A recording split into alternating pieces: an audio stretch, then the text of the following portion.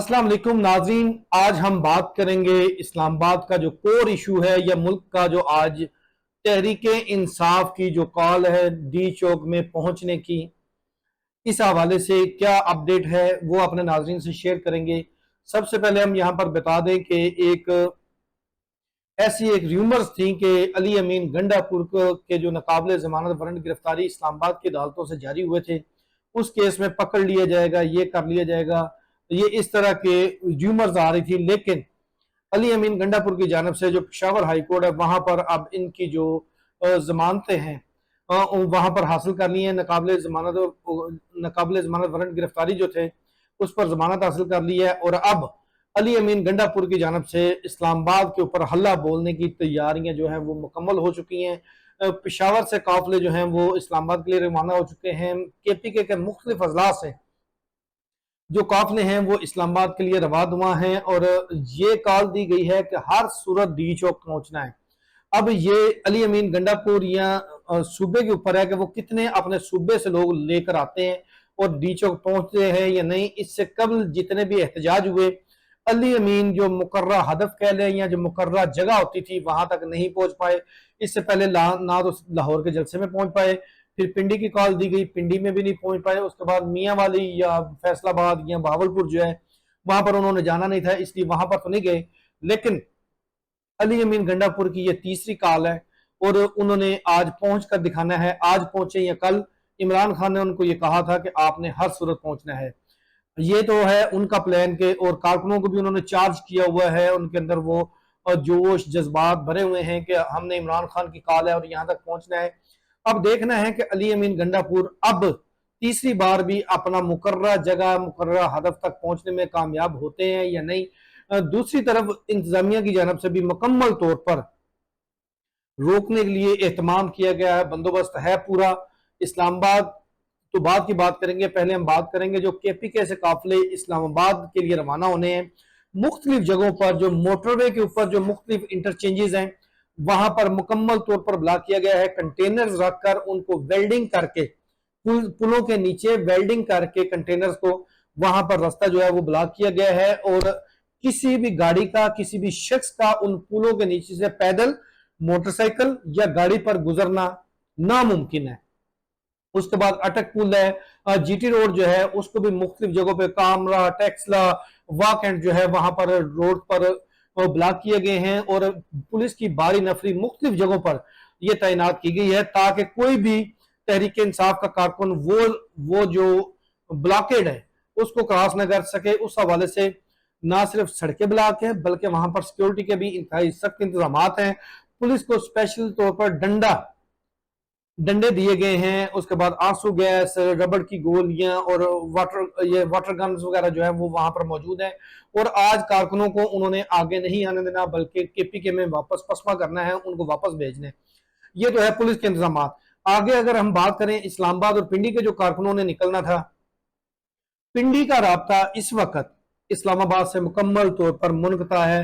पिंडी से इस्लामाबाद में दाखिल होने वाले रास्ते, मरी से इस्लामाबाद में दाखिल होने वाले रास्ते, मोटरवे से जो इस्लामाबाद में दाखिल होने वाले रास्ते हैं उनको मुकम्मल तौर पर ब्लॉक किया गया है। कंटेनर्स हैं, छोटी छोटी गलियों के आगे गाड़ियां खड़ी करके वो ब्लॉक किया गया है। पुलिस की नफरी हर गली के आगे, हर चौक के आगे जो है वो खड़ी की गई है ताकि पिंडी से जो काफिला है वो इस्लामाबाद ना पहुंच सके। और इसी तरह इस्लामाबाद की जो इंटरनल हदूद है, एक तो एक्सटर्नल हदूद है जहां पर मुख्तलिफ जो इस्लामाबाद में दाखिल होने वाले रास्ते हैं, मुख्तलिफ KPK से कह लें, मोटरवे से कह लें, पंजाब से कह लें, मरी से कह लें, वो तो कंटेनर्स लगाकर ब्लॉक किए गए हैं।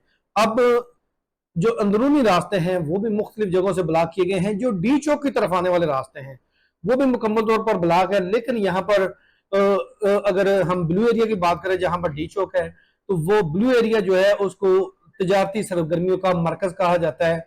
आज इस्लामाबाद में तजारती सरगर्मियां मुकम्मल तौर पर बंद हैं। ब्लू एरिया जहां पर गाड़ी पार्क करने को जगह नहीं मिलती और कोसों दूर जाके गाड़ी खड़ी करके पैदल जहां पर आपने तजारती सरगर्मी के लिए किसी से मिलने के लिए जाना होता था वो काफी मीलों दूर खड़ी करके वो पैदल आपको जाना पड़ता था। आज वहां पर बिल्कुल सुनसान है, दफातर बंद है, किसी किस्म की कोई कारोबारी सरगर्मी जो है इस वक्त ब्लू एरिया में नहीं हो रही।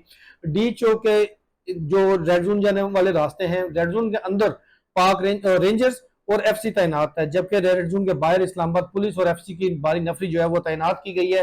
रेड जोन जाने वाला सिर्फ एक रास्ता जो कि मारवा रोड पर है उसको खोला गया है, बाकी तमाम रास्ते मुकम्मल कंटेनर्स लगाकर जो है वो बंद कर दिए गए हैं। कोई भी शख्स अगर उस एक रास्ते से गुजरता है तो उसके लिए मुकम्मल शनाख्त करवा के गुजरना पड़ता है, क्योंकि वो वहां पर तमाम अहम सरकारी इमारत हैं जिनमें पार्लियामेंट हाउस, ऐवान सदर, सुप्रीम कोर्ट, वजीर आजम आफत, मुख्तलिफ मिनिस्ट्रीज हैं, उन मिनिस्ट्रीज के दफातर हैं, और उस एरिया में सिर्फ मुतलका मुलाजमीन के अलावा किसी को भी जाने की इजाजत जो है वो नहीं दी जा रही। पुलिस की जानब से इस्लामाबाद भर में 18 जो मुख्तलिफ टीमें तश्कील दी गई हैं जिनके हाथों में डंडे थमाए गए हैं, और कहा यह जा रहा है कि वो डंडा अगर किसी को एक जिल्द पर किसी भी जगह एक डंडा लग जाएगा तो वो उसकी जो चमड़ी है वो उधेड़ कर रख देगा।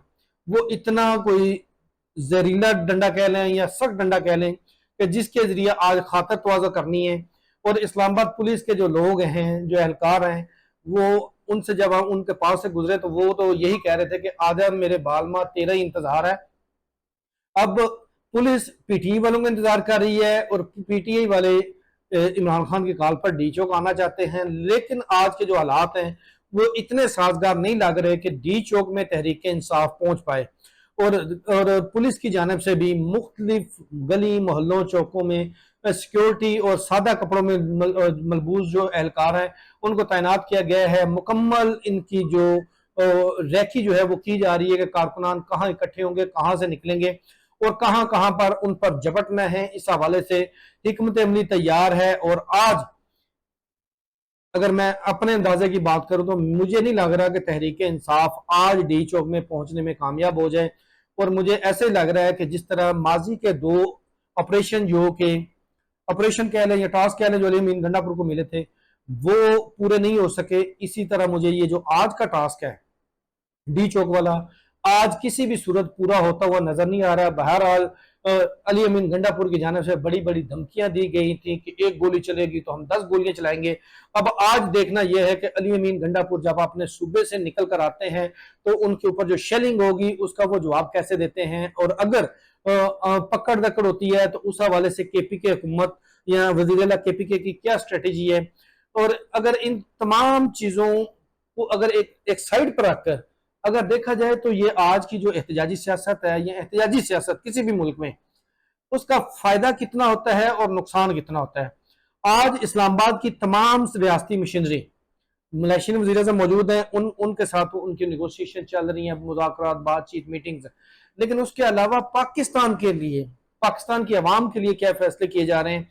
इसी तरह केपी के सूबे का जो वज़ीर आला है वो आए रोज कभी पंजाब कभी इस्लामाबाद में एहतजाज की कॉल देकर चढ़ाई कर रहा है, उसका केपीके के लोगों को क्या फायदा होगा, ये एक सवालिया निशान है। और इसी तरह ये जो एहतजाजी सियासत है उसका नुकसान इमरान खान को होगा या अवाम को होगा, ये भी डिसाइड करना आप लोगों का काम है।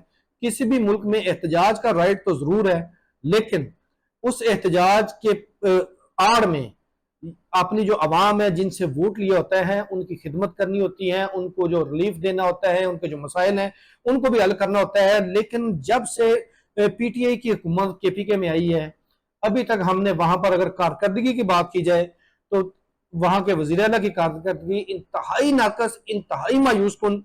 लेकिन अगर वज़ीर आला की जो बानी तहरीक इंसाफ की बात मानने से मुतल्लिक कारकर्दगी देखी जाए तो वो शायद काबिल तारीफ हो कि इमरान खान की वो हर बात मानते हैं। एहतजाज की कॉल हो कोई अपनी राय नहीं देते, इमरान खान उनको कहते हैं कुएं में कूद जाओ तो वो कूद जाते हैं, ये कर दो वो कर दो, अली अमीन फौरन यस सर करके वो कर रहे हैं। लेकिन इन सब में जो सूबे के मसाइल, अवाम के मसाइल और सूबाई कारकर्दगी और मुख्तलिफ जो इशूज हैं वो जूं के तू हैं, और उस हवाले से अली अमीन गंडापुर उनकी तरफ कोई तवज्जो नहीं दे रहे।